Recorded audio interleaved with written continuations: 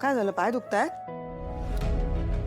अहो मला सांगायचं ना, मी छानपैकी मालिश करून दिली असती. तू हो का? या आधी तुमच्या पायाला कधी मालिश करून दिली नाहीये मी.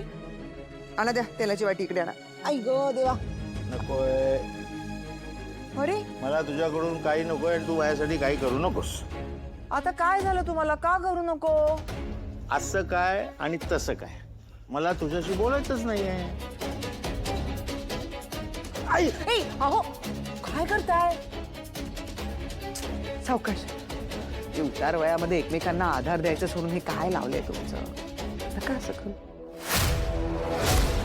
मला तुझा आधार नकोय आणि मला तूही नकोयस. का असं का बोलता तुम्ही? एवढं काय मोठं पाप केलंय मी?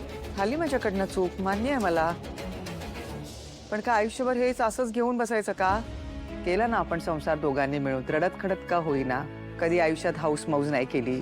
बस थोडी अर्धवट राहिलेली स्वप्न पूर्ण करायला गेले आणि तिथे फसले. मग तुम्ही मला किती बोललात, नको नको ते बोललात, सगळ्यांसमोर बोललात, पण मी काही बोलले का? सगळं मनात ठेवलं ना.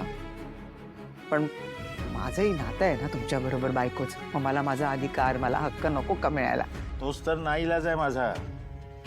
नवरा बायकोमध्ये साधं मैत्रीचं नातं जर नसेल ना, तर तो फक्त एक व्यवहार असतो आणि उपचार ठरतो. असं काही नसतं, उगीच आपलं काहीतरी. अहो बायको आहे मी तुमची, संसार आहे आपला. संसार म्हटल्यानंतर थोड्याशा कुरबुरी होतच असतात, भांड्याला भांडं लागतच असतं. आता मी तुमच्या बरोबर एवढी भांडते, एवढे बोलते तुम्हाला, माझा अधिकार आहे ना तो. आता तुम्ही एवढं मला बोलता, मी काय बोलते का? राहू दे, चालतं. यालाच तर नातं म्हणतात ना. आपल्यामध्ये कोणतंही नातं उरलेलं नाहीये मंदा. आणि तुझ्यासारख्यांच्या बाबतीत वय वाढलं म्हणजे अक्कल येतेच असं होत नाही दुर्दैवानं. मुळात दोन माणसामध्ये मैत्री असेल ना, तरच ते एकत्र राहू शकतात, तरच जमतं ते. तुला पटत नसलं ना, तरी हे मात्र सत्य आहे